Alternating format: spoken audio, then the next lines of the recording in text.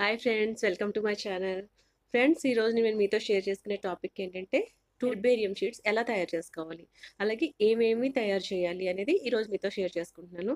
So students చాలా యాంగ్జైటీగా and ఏంటంటే చాలా టెన్షన్గా ఉంటారనమాట. అమ్మో, ప్రాక్టికల్ ఎగ్జామ్ ఫేస్ చేయాలి, ఎలా ఉంటుందో ఏంటో అనేసి వాళ్ళు చాలా టెన్షన్గా ఉంటారు కదా. No need to worry.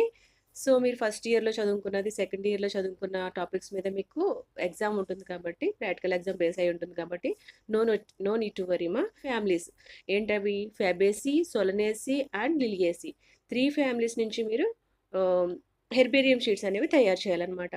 So ఆ ఫ్యామిలీస్లో వచ్చే లిస్ట్ ఏంటి, ఆ మొత్తం ఏమేమి తయారు చేయొచ్చు, ఏమేమి మీరు హెర్బేరియం షీట్స్ తయారు చేసుకోవాలి అనేది నేను విత్ ఇమేజ్, అంటే మీకు కొన్ని నేమ్స్ తెలియకపోవచ్చు, చూసుంటారు కాకపోతే ఆ నేమ్ ఇది అని తెలియకపోవచ్చు, మీకు ఒక క్లియర్ ఐడియా రావడం కోసం అనేసి నేను నేమ్, దాని సైంటిఫిక్ నేమ్ అండ్ తెలుగులో ఏమంటారు అనేది మీకు పిక్చర్తో సహా చూపిస్తాను.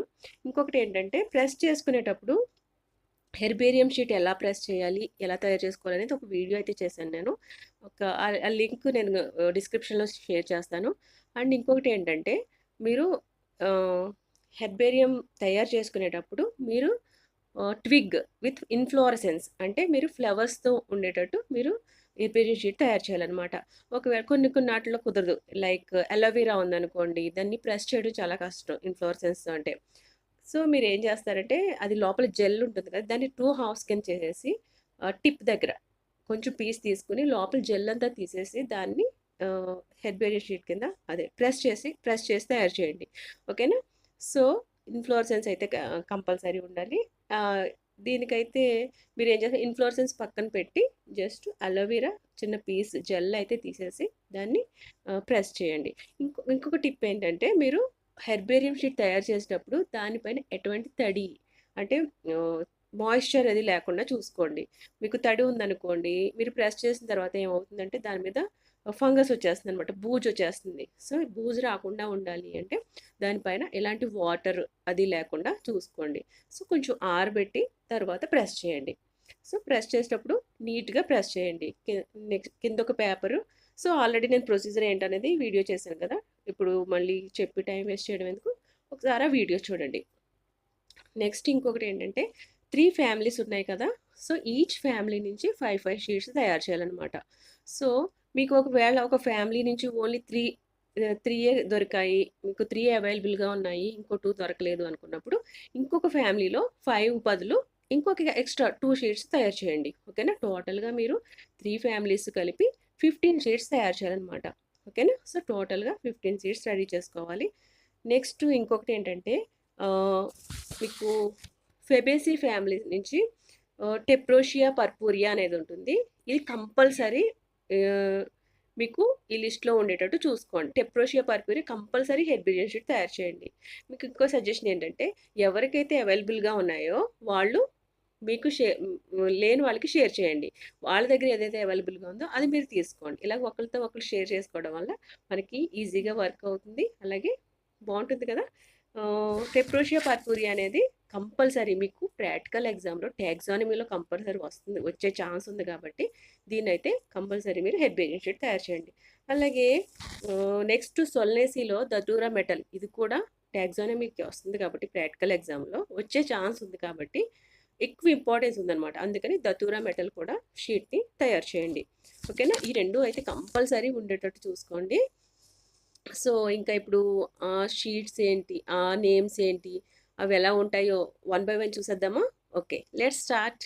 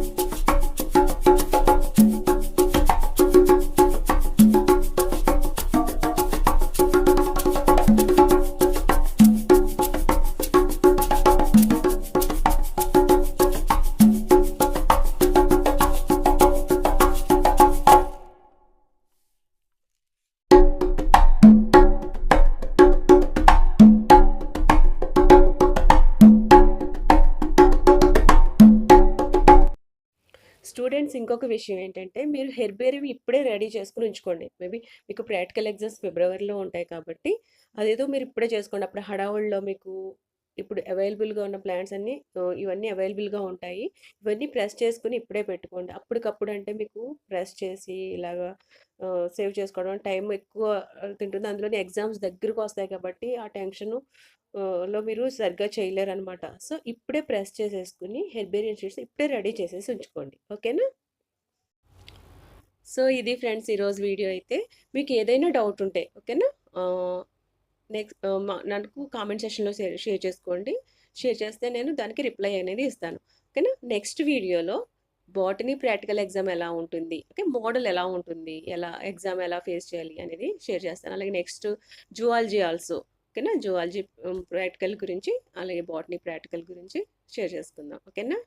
ఓకే. బాయ్. Take care.